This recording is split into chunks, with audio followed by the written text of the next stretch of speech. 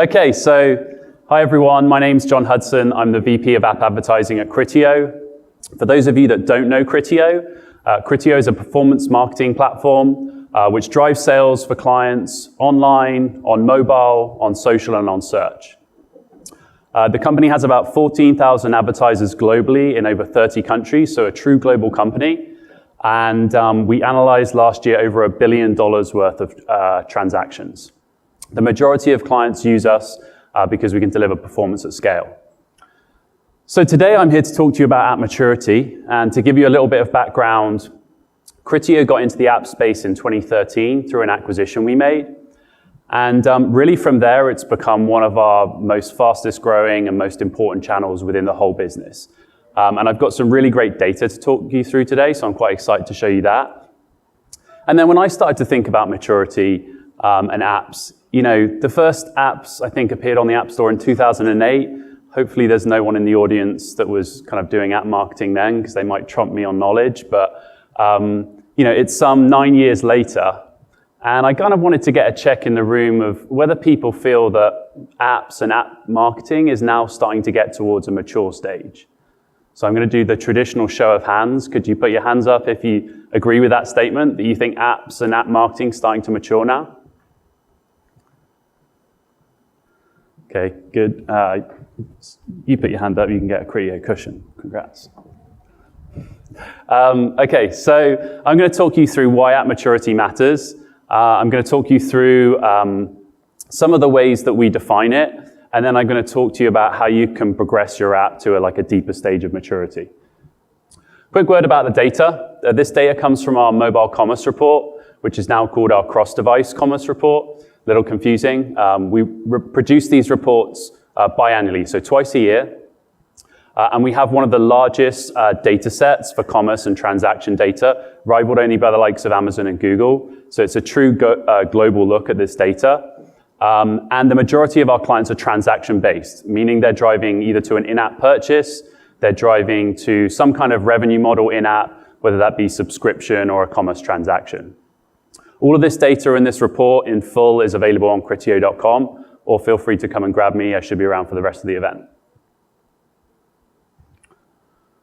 So the big question, why does app maturity matter? And I think from what Criteo sees is that consumers, and particularly app users, they're fickle. You know, they move between app and web, and you know, if that experience with your brand isn't consistent across all of those touch points, one of two things can happen. One, you can just deliver poor monetization, which nobody wants. But more commonly, and more commonly known within the app space, is this dormancy issue. And I think most people in the room have probably seen one slide or another on dormancy, those really sad slides that show that users basically leave your app and don't come back after 7 days. So app maturity is important. What I wanted to do is just talk about how Criteo defines it. So again, pooling all of our advertiser data together, we came up with 3 categories to put apps into. So the first one is emerging. So if you're in the emerging stage, you're effectively a commerce or transaction-enabled app on at least one operating system. So you've built an app and you figured out how you're going to make money from it. On the second stage, progressing, at this stage, you're actually running marketing to support the app. Typically, you might be doing both user acquisition and retention, and you're running paid, and you're getting users through organic sources as well. And then in the final stage, leading, what we notice for apps in this category is there's a significant lift on app retention and app conversion rates. So the other thing that we notice is engagement, and how we're defining engagement is typically the amount of time spent within the app or the number of pages or products viewed. So if you're sat there wondering, okay, well, which category does my app fall into? I'm going to talk to you a bit about how you would fit into that category for our index. And for our index, we looked at 2 key data points. The first one is new user retention, and we define that again as new users that come back to the app within a 30-day period. And the second one is the number of products or pages viewed.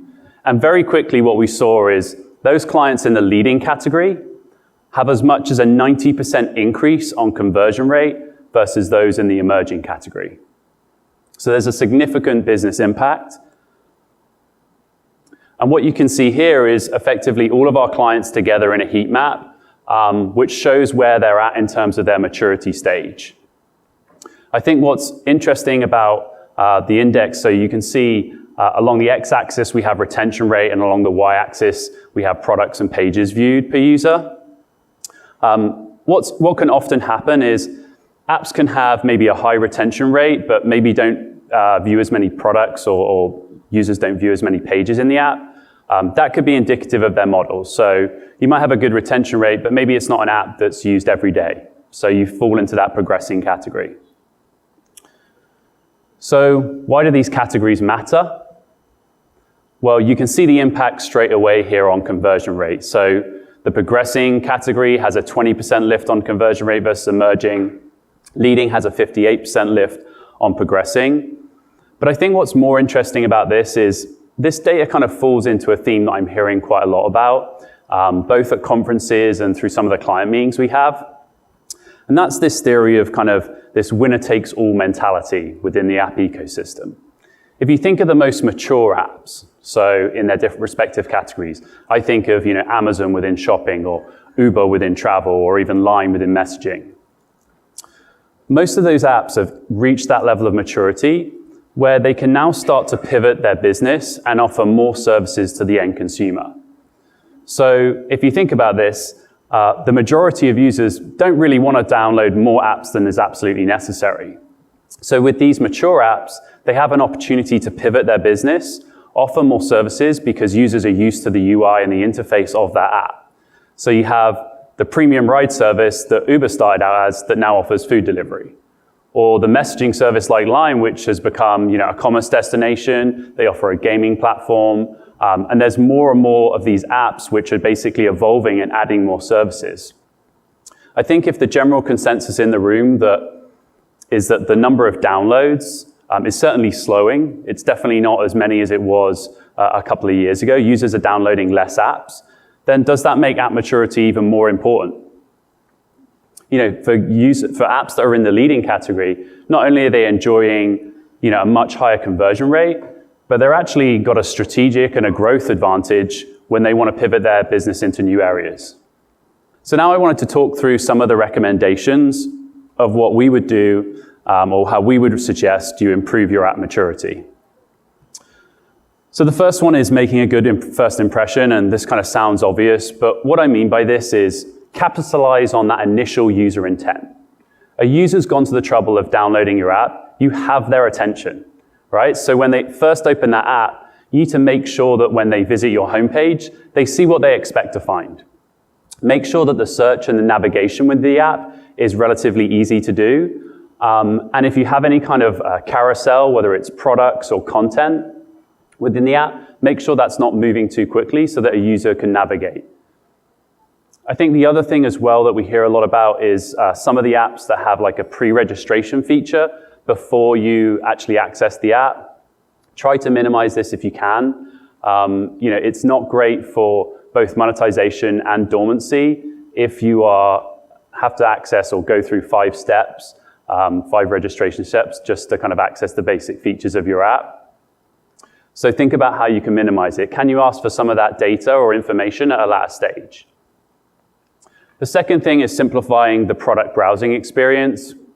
And what I mean by this is honoring image zoom gestures so that users can quickly and easily zoom in and out of the product details that they want to see. And if you're a retail or a commerce client, making sure you have that save functionality within the basket or even like a wish list functionality so that users can quickly come in and look at the products that they were interested in. Finally, optimizing for conversion. So for optimizing conversion, it kind of sounds obvious, but I think the number of times I still go to an app and it seems to be quite complicated to actually complete and buy something. So think about how you can simplify this. A lot of the things I've seen is, people will disable things like autocorrect if you have to put in personal information like address information or phone numbers. So think about how you can really optimize that part and make the checkout process as smooth as possible. Cool, so I've talked through what app maturity means to us. I've talked through a bit of the categories or the way that we categorize it. And I've talked through some of the recommendations that we would have to try and improve your app maturity. For the last few slides, I just wanted to talk through the phases that we would go through to help move you into that leading category of maturity. And one thing to say is, depending on what category your app's in, you're probably going to look at these steps differently or go through these phases differently. Most of our data comes from commerce-enabled apps in travel and retail. But I think a lot of the fundamentals of what we talk through are applicable to every app in every category. So the first phase is access. And what I mean by this is, making sure that you have friction-free, easy access on both web and app, and making sure that that experience is the same. Make sure there's no difference in both the usability, the functionality, and the navigation on whether the user's in the app environment or the web environment. The second thing is reward. So at this stage, you need to start to be thinking, okay, how do I build a relationship with my customers, with my users? What's my messaging strategy post-install? How can I get users to come back and visit more pages or look at more products? The other thing you want to think about is, at what stage should I maybe be rewarding users? As you move up the phases and you start to get towards leading, you should have the ability to start anticipating and recommending certain products or content based on the interests and what you see from the user in the app.